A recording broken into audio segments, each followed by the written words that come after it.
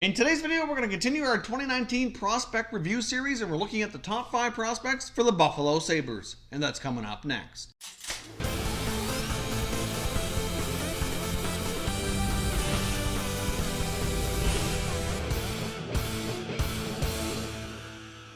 So welcome back here to the Top Prospect Series. Like I said, we're covering the top 5 prospects for the Buffalo Sabres. Now, a few things to keep in mind here as you're going to go through these top 5 players with me. You're going to see each player will have their own dedicated slide. They're going to show you a picture of the player as well as some recent stats and their biographical information. All the stats and bio comes from courtesy of EliteProspects.com. That's a terrific resource here if you're looking for information on prospects. Now let's dive into the Buffalo Sabres prospect pool and take a look at the top 5 guys. At number 5, we have Victor Olofsson. Now, Olofsson was originally a 2014 7th round pick. He's a Swedish winger and didn't come over to North America until 2018. So he stayed over in Sweden for quite some time after being drafted here by the Buffalo Sabres.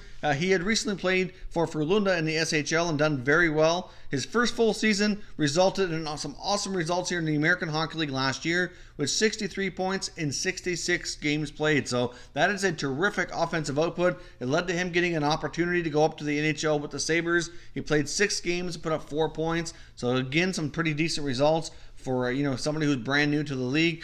He has a terrific shot, he has great speed, and he certainly has potential to be a sniper at the NHL level, but his lack of defensive game might limit his NHL opportunity. He's kind of one of those guys, in my opinion, what you hear coaches talk about saying that if they can get him top 6 minutes, he'll do well, but they don't really feel comfortable playing him in a bottom 6 role. And over time, that could change as he works on his defensive game here, but I'm just not sure that he could be a bottom 6 forward in the NHL right now because of the lack of defensive game that he provides. But like I said, if that gets better, that could change. Where the overall team is, it's difficult to say if he can get a spot on a training camp, but if he can't, I would fully suspect Olofsson to likely start strong in the American Hockey League, be a call-up option, and either way, I would think he should be able to get more games in than he did last year. Given the right opportunity to play with the right players, I can see Olofsson certainly continuing to be a pretty solid, productive player at the NHL level. Next up, we have defenseman Lawrence Pilut, who's 23 years old. He was originally an undrafted signing by the Buffalo Sabres after he came over from Sweden. Again, signed in 2018 like Olofsson did.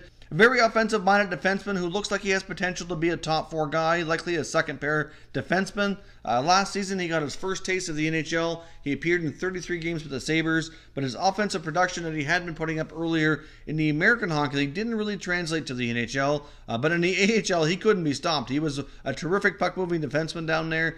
He was one of the more dominant passers on the Rochester Americans and proved it with 22 assists in 30 games.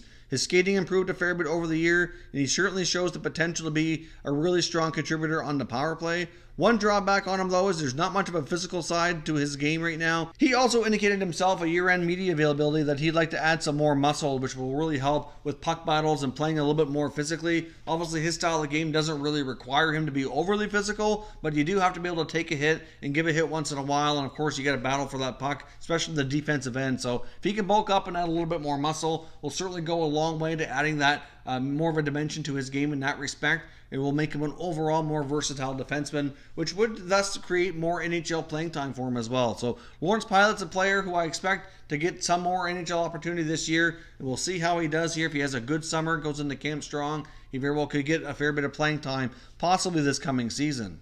Next up, we have a 2017 second-round pick potential goaltender of the future in Ukka Pekka Luukkonen. 6'4" goaltender from Finland who played last year in the Ontario Hockey League for the Sudbury Wolves and had a fantastic season.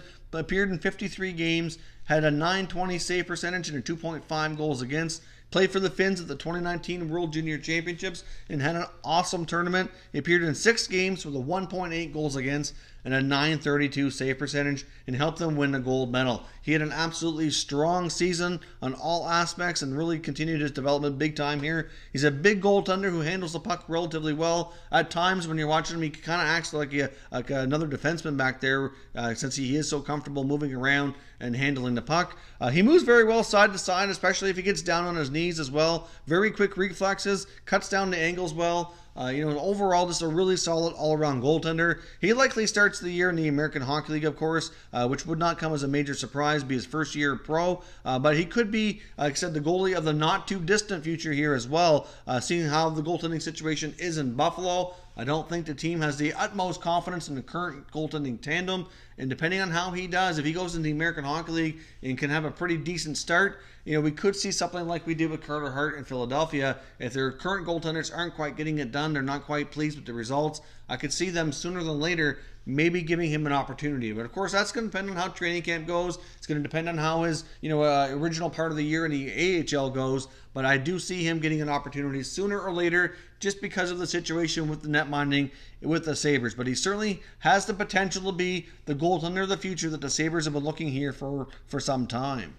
Next up, we have Finnish defenseman, 2017 first overall pick, recently acquired from Chicago, Henri Jokiharju. Now, he's a right-shot defenseman, like I said, who they just acquired in exchange for Alex Nylander. This was a terrific deal for the Buffalo Sabres. I really like this trade quite a bit. Obviously, Nylander wasn't working out, could benefit from a change of scenery, see if the Hawks can find a way to revitalize him. And the Hawks had a ton of prospect defensemen, and they decided that Jokiharju was the one that they were willing to give up here in a deal for a guy like Nylander. Jokiharju offers solid offensive awareness and promising defensive zone coverage.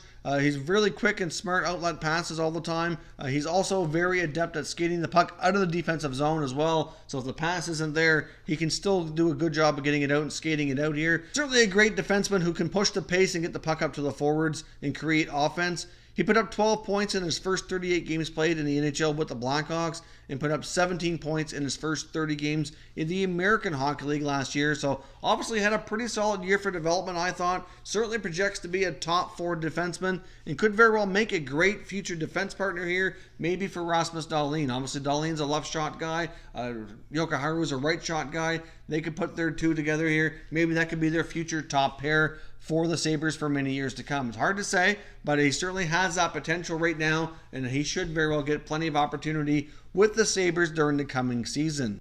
Now, in my opinion, right now, the top prospect for the Sabres is their most recent first-round pick, taken high in the first round of the 2019 draft, and that's forward center iceman Dylan Cozens. Cozens has elite speed, and he's a complete player with skill to burn. Cozens owns a very accurate and heavy shot. He's what you'd call a shot-first center iceman who can really pick the corner. So, like, for example, when you think of a shoot-first center iceman, you kind of think, for example, of like an Austin Matthews. Now, he's not the exact same kind of player. I don't want to get you confused thinking I'm comparing him to Matthews, but he is that same type of player where if he has a playmaking winger that can really help set him up, he's got a wicked shot and can put it to good use, and very well could form a dynamic duo with somebody at the NHL in that same type of regard that you see Matthews can do with a guy like William Nylander, for example. Nylander's the playmaking winger, whereas Matthews is more of the shooter. So same type of deal here with Dylan Cozens. Now, with Cozens' speed and size, he can certainly play a power forward type of game. They add Cozens to the mix of their center depth here, adding guys like Eichel and Middlestat already in the picture. Those three guys could very well make a solid 1-2-3 down the middle here and really be a great center depth core for the Sabres for many years to come. So Dylan Cozens was a terrific draft pick here by the Buffalo Sabres.